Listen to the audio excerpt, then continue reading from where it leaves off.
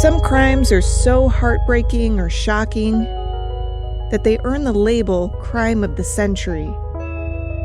But the stories that made headlines in decades past aren't necessarily remembered today. I'm Amber Hunt, a journalist and author, and in each episode of this show, I'll examine a case that's maybe lesser known today, but was huge when it happened. This is Crimes of the Centuries.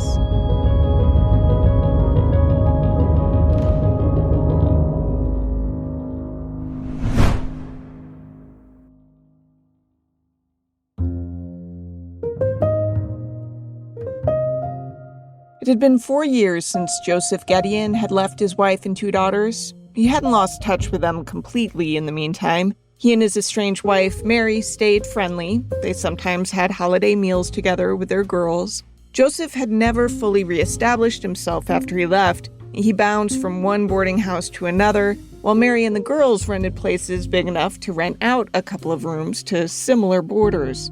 When Joseph was his most down and out, he would swing by Mary's and use her bathtub because his rentals sometimes would only have small sinks inside of the rooms, no access to showers or tubs.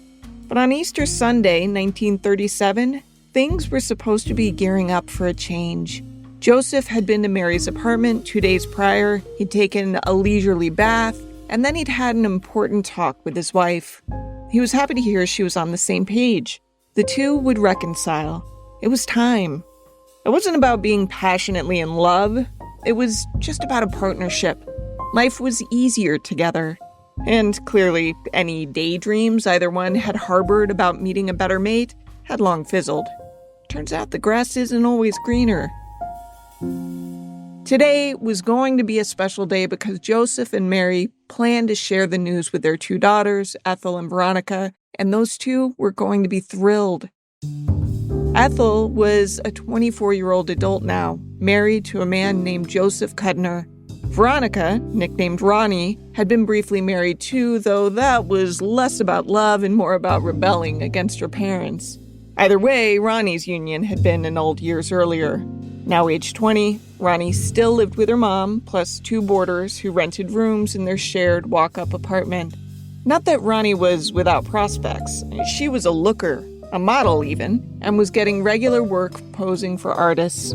Some of her highest profile work was on the covers of pulp detective magazines, where she would pose seductively as a doomed damsel in distress. But when Joseph rang the bell to Mary's apartment, no one answered. Soon, Ethel and her husband arrived. Maybe Mary and Ronnie had gone to the Easter Day parade and just hadn't come home yet, they wondered.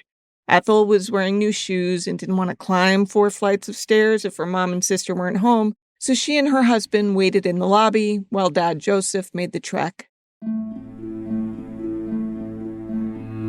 Inside a bedroom, he spotted his new daughter splayed across a bed. He could tell by her fixed stare, her stiff pose, and her blue skin that she was long dead. In a separate bedroom, a male boarder Joseph only knew as the Englishman was also dead, apparently killed in his sleep when his head was punctured repeatedly by something long and sharp. Joseph ran downstairs with the horrifying news. Ethel sobbed, "Where's Mama?" Joseph said he hadn't seen her, so she must have run to get help. He called police in the meantime, just in case. Historian and author Harold Schechter. The police look around and notice that there's something underneath the bed. Mary's corpse was shoved beneath the bed, upon which Ronnie lay slain. Soon, the whole country knew about New York City's Easter Sunday Massacre, a triple homicide that sparked one of the biggest manhunts in the city's history and highlighted deadly shortcomings in the nation's mental health care system.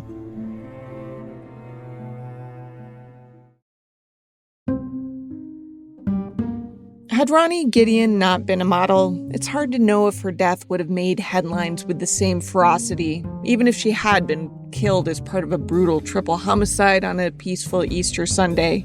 She was lower class, after all, and as reporters quickly ferreted out, the recent recipient of a quote-unquote illegal surgery, vague language that everyone understood meant she'd become pregnant out of wedlock and found a doctor willing to perform an abortion. But she was pretty. She wore her hair short and pin-curled, a gentle wave hugging cherubic cheeks. Straight on in clothes, she was probably more cute than beautiful, but a lot of her work was in stunning profile, often with few garments in the mix. This was risque stuff for the era. In 1937, a young woman who posed naked was regarded as really little more than a prostitute. This immediately casts Ronnie's character in a very, very dubious light. If you're a Crimes of the Century's regular, you might recognize that voice as friend of the podcast and prolific true crime writer Harold Schechter. Back in 2014, he wrote a book about the case, the title of which I'll hold off on sharing for a few minutes. Instead of chatting with Harold myself this time, I tapped previous interviews he gave closer to the time of his research. For example, in an episode of A Crime to Remember titled Such a Pretty Face, he explained, The medical examiner concludes that both Veronica and Mary had been strangled. Ronnie's character came into question because of her provocative poses, yet those pictures for which she posed also ensured her case would be splashed on front pages across the country. Newspapers loved nothing more than running semi-nude images alongside their crime stories, and readers loved nothing more than buying those papers while being all judgy McJudgerson about the photos they'd bought them for. To illustrate just how far this story reached, the very first headline I found in 1937 about the case was on the front page of the Davenport, Iowa Daily Times, a small newspaper nearly 1,000 miles from New York, where the crime occurred. Ronnie, dressed in what appears to be a swimsuit, is featured in a photograph above the fold. That newspaper, by the way, was the first Metro to ever print my byline, though by the time it did, it was known by its current name, the Quad City Times. Now, in that initial coverage came word straight away that a suspect was arrested. The mysterious culprit was identified only as an unemployed chauffeur who went by two possible nicknames, Louis or Frenchie.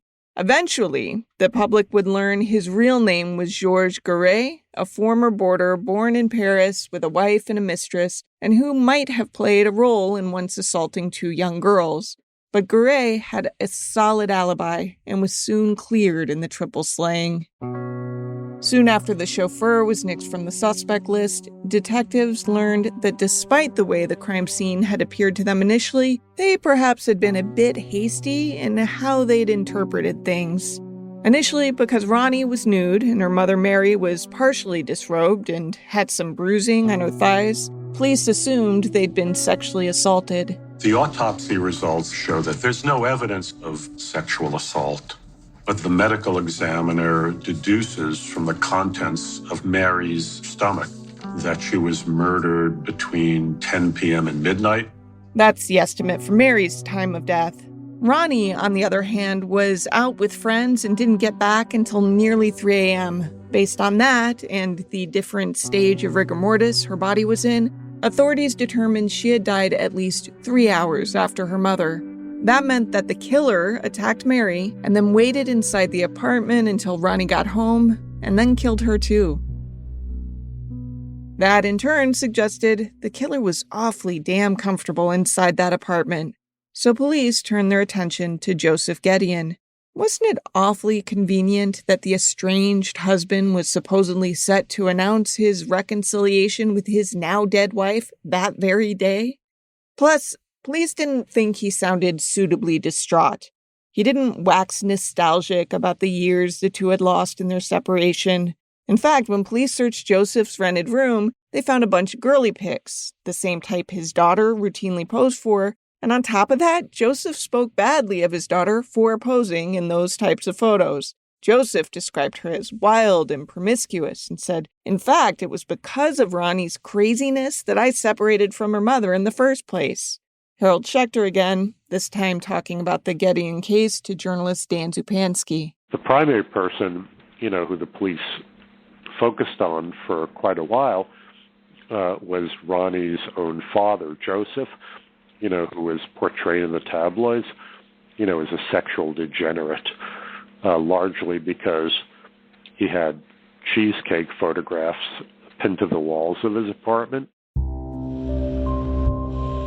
Joseph made a certain amount of sense as a suspect. For starters, while he said he and Mary were reconciling, no one could corroborate that because, by his telling, the couple hadn't told their children yet, so the surviving daughter Ethel couldn't vouch for this.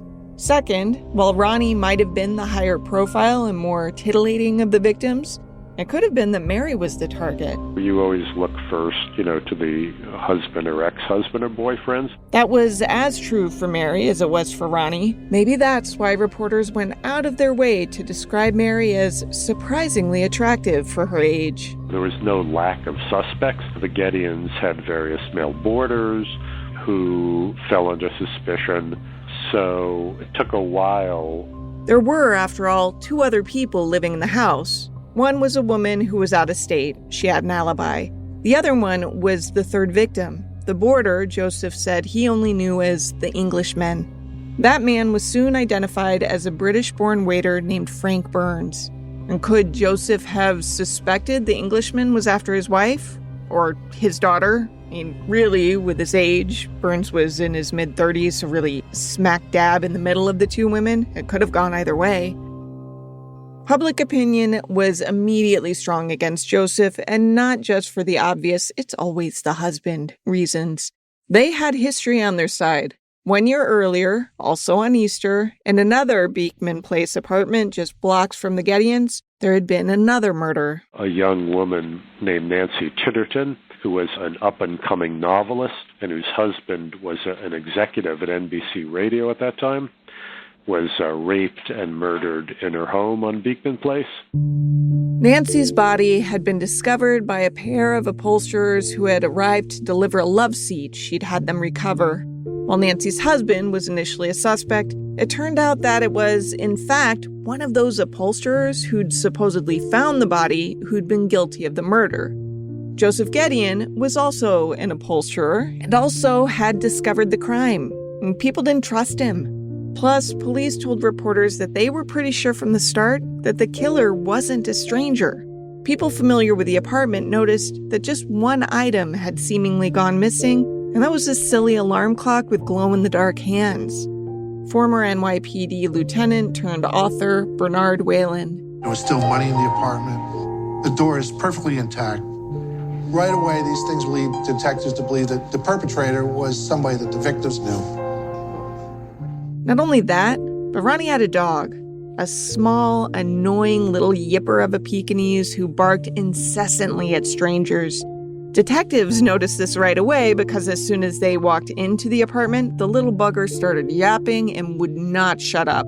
Yet, after canvassing neighbors, no one had heard the infamous fourth floor Vita barking. That's a reference to the musical Rent. This dog's real name was Tucci.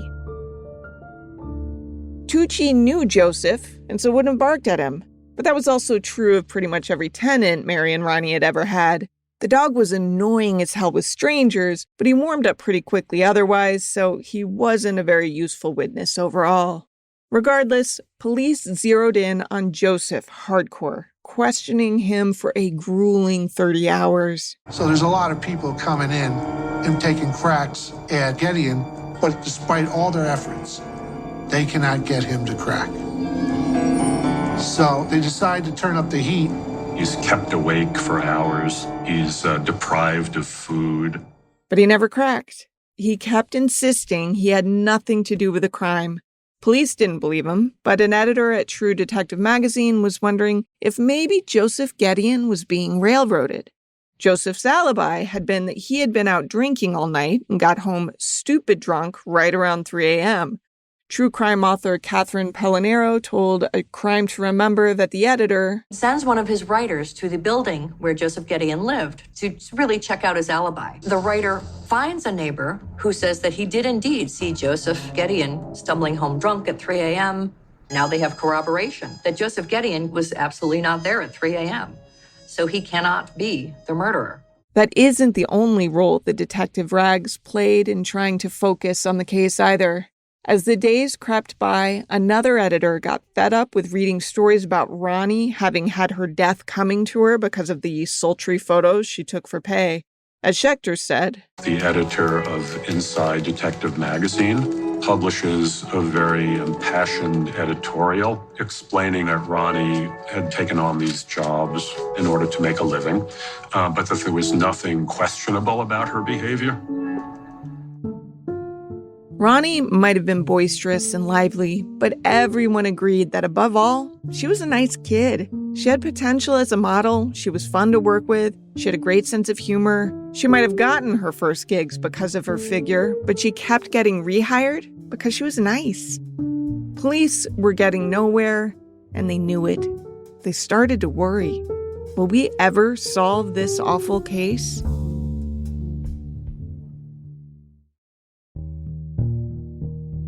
When detectives searched Mary and Ronnie's Beekman Place apartment looking for clues in the slaying, they found that the young model kept a diary. Inside its pages, she had written about a man she referred to usually by the initial B. Sometimes she wrote about a guy named Bob, too. Police at first assumed these two characters, B and Bob, were the same person, and this was intriguing because it seemed clear that Ronnie was kind of afraid of B. If you remember, she'd been briefly married in her teens. She'd only been 16, in fact. Her ex-husband's name was Bobby Flowers. Bobby had been aggressive. It was clear from the diary that Ronnie had been scared of him. Naturally, Bobby was questioned, but he had a solid alibi. Not only that, but he seemed genuinely heartbroken about his ex-wife's murder. Ronnie was a sweetheart, he said. They hadn't worked as a couple because they'd been so young and he'd been so volatile, but no one who knew her could possibly want to actually harm her. Talking to police and later reporters, he said whoever did this to Ronnie should die for it. But some of the things Ronnie wrote in her diary about Bob didn't quite make sense. The passages referenced Bob having some kind of obsession with Ronnie's sister Ethel. Bobby Flowers said that was nonsense. Ethel was pretty too, and smart and sweet and all of that, but she wasn't his type. Ethel was the dark-haired, purse-lipped librarian to Ronnie's blonde-locked, free-spirited showgirl. There was a different Bob altogether, however, who had fancied Ethel. That man's name was Bob Irwin. Bob Irwin was an artist, sculptor. He had boarded with the family several years earlier. At first, this seemed a pretty big stretch. Bob Irwin had housed with the Gedeons so long prior that they'd actually been at a different address then. Back then, Ethel was still living with her mother and Ronnie. She'd been engaged to Joseph Cudner, and in the years that had passed, she and Cudner had been married and usually lived together in their own place. Now, Ethel had been around Mary and Ronnie's newish apartment on and off because she would stay there if her husband was away, but she didn't live there and obviously wasn't there when the killer attacked, so it didn't seem to make much sense to dig much into this guy Bob. But investigators had hit a wall, so they figured a little digging couldn't hurt. Bob Irwin had a fascinating backstory. Robert hadn't been his birth name. He had actually been born as Fenelon and was the middle of 3 children born to eccentric parents. His older brother was named Vitolin, his younger brother, Pember. His father was a self-styled preacher who abandoned the family, and his mother was a religious fanatic who put her religion ahead of her 3 sons.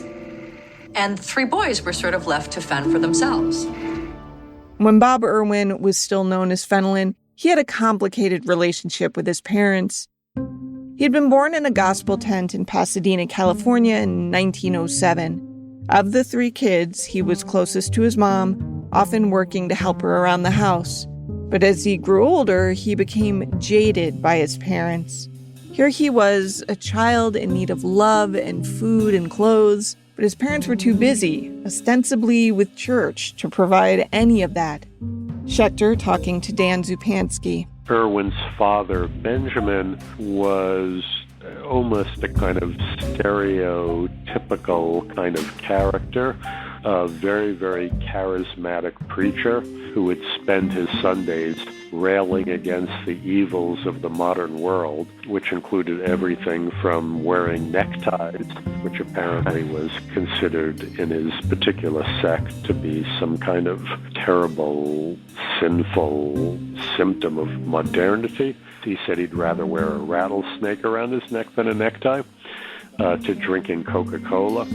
So he would go around, as I say, every Sunday, giving these very hellfire and brimstone sermons against sin and corruption and so on and so forth, and then use all the money that he had collected to go spend his time in whorehouses and was ultimately, excommunicated from his own church in disgrace. I'm thinking Daniel Day-Lewis should come out of retirement to play him in the movie. Benjamin Irwin was definitely flawed, but that doesn't mean he wasn't also devout.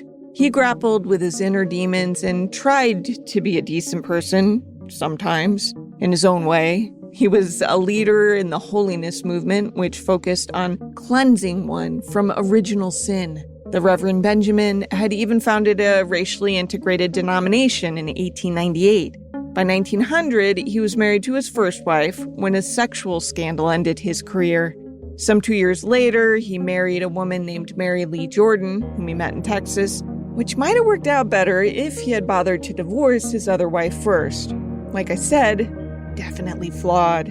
You'd have to say they were religious fanatics. His father, Benjamin, was actually the founder of a evangelical church called the Fire Baptist Holiness Church. His mother, who was also very, very involved in the Pentecostal movement and various evangelical Christian movements. I mean, their lives were both consumed by this religious zealotry. The couple had their 3 sons in short order. The middle child was named after one of Benjamin's favorite theologians, Francois Fenelon, a French Catholic archbishop. That the child changed his name in his teens at all had to have upset his folks, but the new name he adopted was an outright rejection of his parents' religious fervor. Fenelon adopted the rather generic-sounding prename Robert to honor Robert G. Ingersoll, an agnostic often derisively referred to by churchgoers as injure soul. Get it? Because he had an injured soul? Irwin, the one first named Fenelon, then called Bob, found Ingersoll's writings in the library and was hooked. He and Ingersoll had both been raised by ministers who, despite considering pretty much everything a sin, were really rather progressive on a lot of fronts, at least for the era, and were constantly butting heads with higher-ups because of it. So it doesn't seem like Bob I and, later, Bob II's rejection of religion was as much in response to having been raised too strictly as it was probably to seeing their fathers harangued by the very church to which their lives were devoted. Now, that might explain why Bob Irwin was so keen to reject God's law, but what's less clear is why he opted to reject society's laws to boot.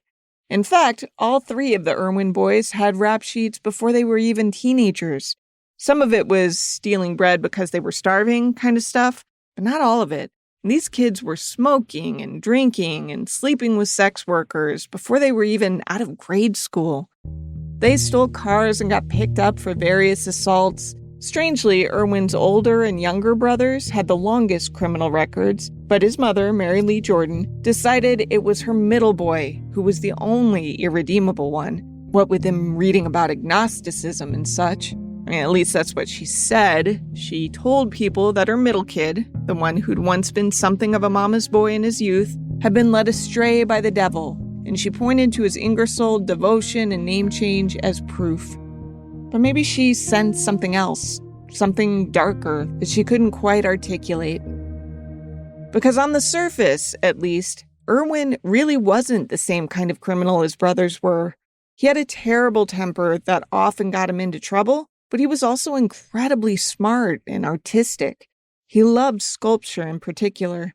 Bob took his sculpting very seriously. He had gone to study with some noted artists, some of whom took Bob under their wings and tried to help nurture his talent. And he really was talented. He'd create small busts of people based on photographs or proper model sittings and sell them for a decent bit of money. He was driven to become a great sculptor and landed apprenticeships and jobs that would seem likely to lead him down that path. But his temper often got in the way. He was fired again and again by getting so irritated with something that somebody else did in his immediate environment. They ended up getting into a physical altercation with them. From Schechter's book, which I'll now tell you is titled The Mad Sculptor, it sounds like Irwin had real deep-seated issues about masculinity. A lot of his fights seemed to start with someone saying something to him that he determined was a knock against his manhood. He constantly complained that people assumed he was gay or implied he was a sissy. It actually started with his parents, which on the surface isn't surprising.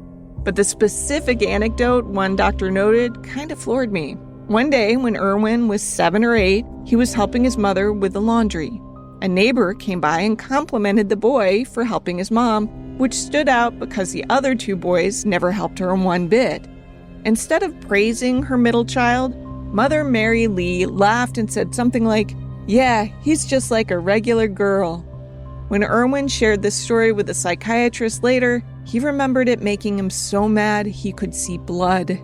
He had a hair-trigger temper. There was this recurrent pattern in which he would find himself in a certain situation and having made friends and being a success professionally and so on and so forth, and then inevitably something would happen that would trigger some really kind of homicidal outburst in him, and he would lash out at a friend or a benefactor or whatever, and end up being fired from a job or whatever. So he was very psychologically volatile personality. Sometimes his outbursts got him fired. Sometimes they landed him in jail, or worse. In reality, Bob Irwin doesn't sound like he was all that different from his own father. His dad became obsessed with the concept of sanctification, also known as Christian perfection. In short, it's the idea that someone can reach spiritual maturity by engaging in a process that leads to one's union with God. The Reverend Benjamin gave theatrical talks about the moment in October 1895 that he experienced baptism by fire. His son grew up to be equally obsessed with attaining some higher, almost godlike sense of purification, though it wasn't religiously rooted. Bob Irwin called this concept visualization, and it was the idea that, with proper training and focus, he could use his mind to somehow project images and information. The evolution of this obsession is a little convoluted, but bear with me.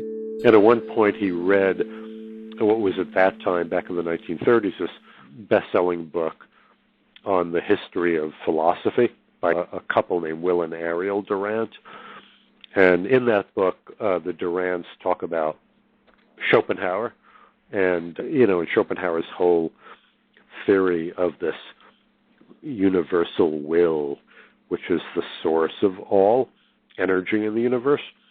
And Irwin got it into his head that if he could somehow channel or sublimate all his sexual energy into this effort to visualize, this would enable him, to achieve this power.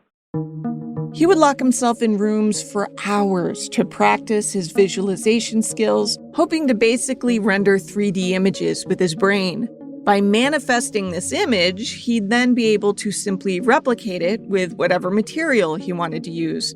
Why, it would be so quick and easy that if Michelangelo himself saw it, he'd say, "By God, how'd you do that, man?" This is what Irwin tried to do, and when it wouldn't work, because of course it wouldn't, he'd blame himself. And, more specifically, his sex drive. He began to feel that his libido, his sexual energy, was somehow dissipating this power. So he decided that the best way to redirect his sexual energy towards this project of visualization was to castrate himself, basically, to cut off his penis. And so that's what he set out to do.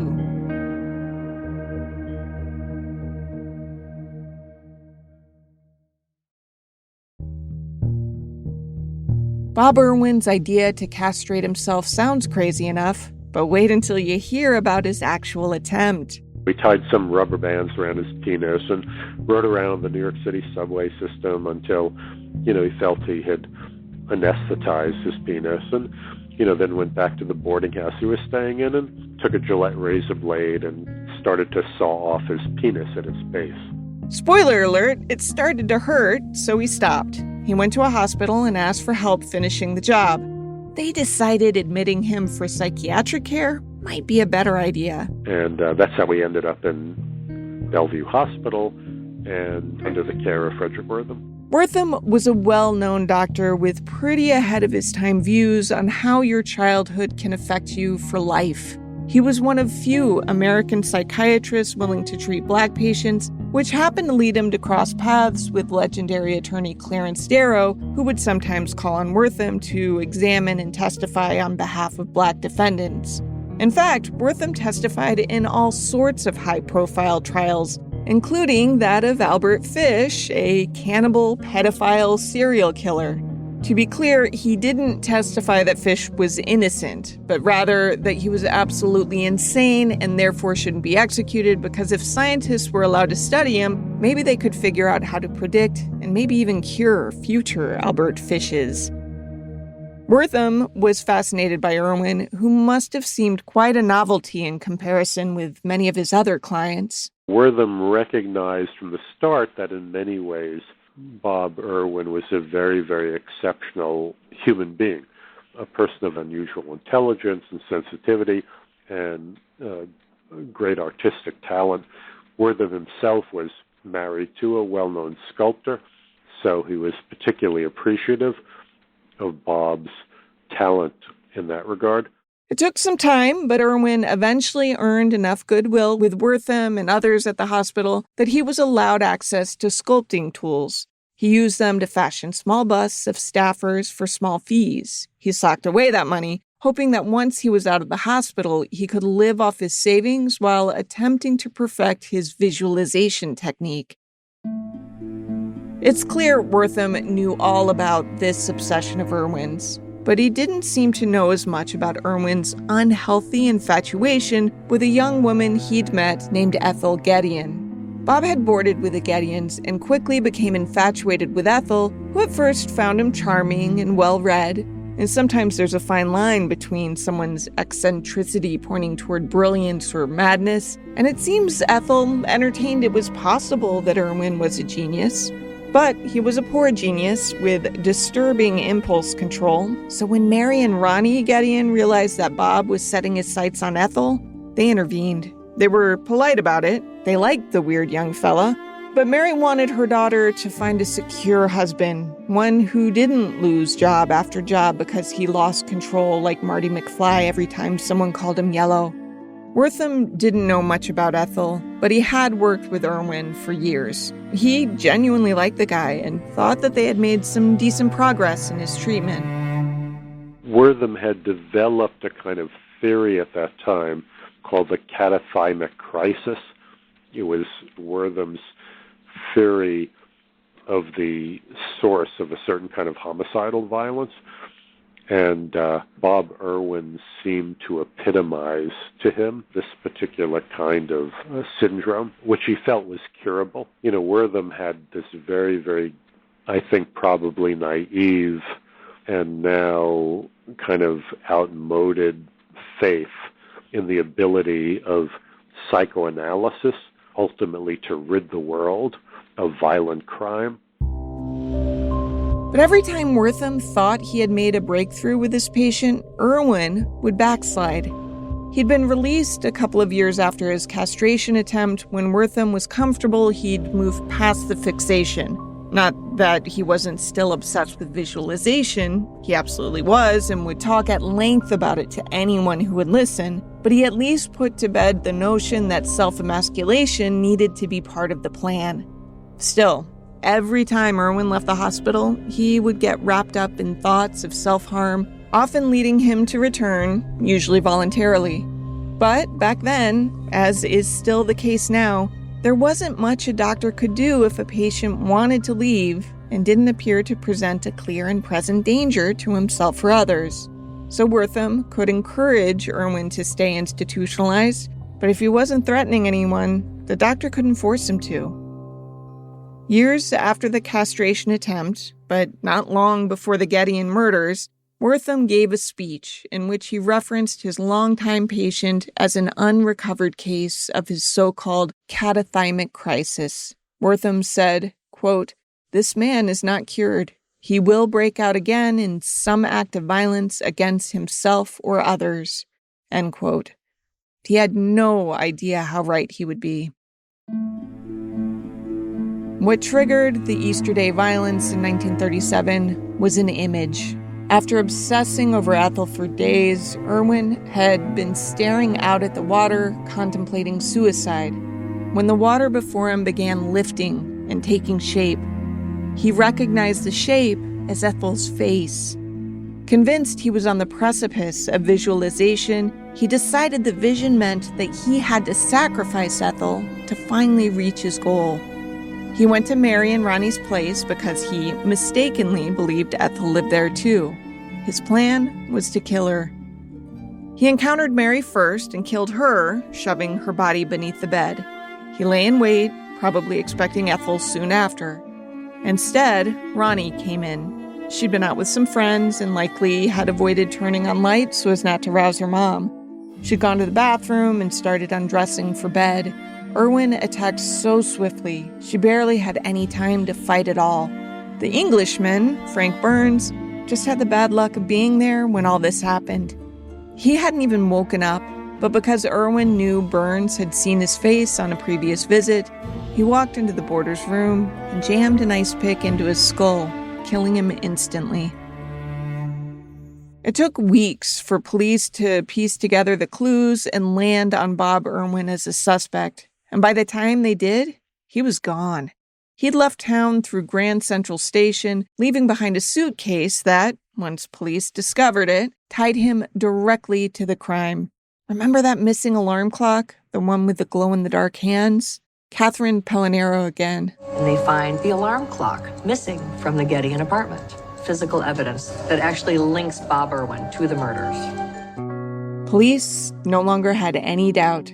Irwin wasn't just their suspect, he was their killer. But he was gone. He probably could have stayed gone too, but instead he reached out to a newspaper editor and announced he wanted to surrender. After they paid him for an exclusive confession, that is. After that was published, through a plea deal, he was sentenced to life in prison, but prison officials deemed him insane, so he instead spent the rest of his life in a psychiatric institute, where at first he kept trying to attain his visualization goal, but then, slowly but surely, gave it up as the fantastical pipe dream Dr. Wortham had politely told him years earlier that it was. Irwin gave up art and died of cancer in 1975.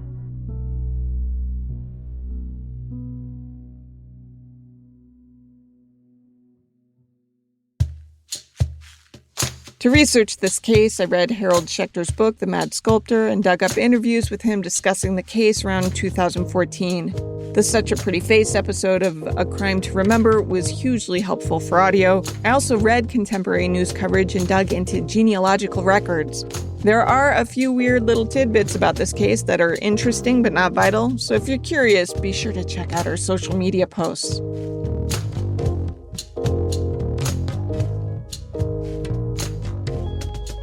Crimes of the Centuries is a production of the Obsessed Network. To learn more about its shows, go to obsessednetwork.com. This case was researched and written by me, Amber Hunt, and produced by Garrett Tiedemann. Steve Tipton edited the script. Original music is by Bruce Hunt and Andrew Higley. Other music comes from Blue Dot Sessions and Universal Music Productions. If you like us, help us out by rating and reviewing us on Apple Podcasts. For more information or to recommend a case, go to centuriespod.com. On Instagram and Twitter, we're @centuriespod, and check out our Crimes of the Centuries podcast Facebook page.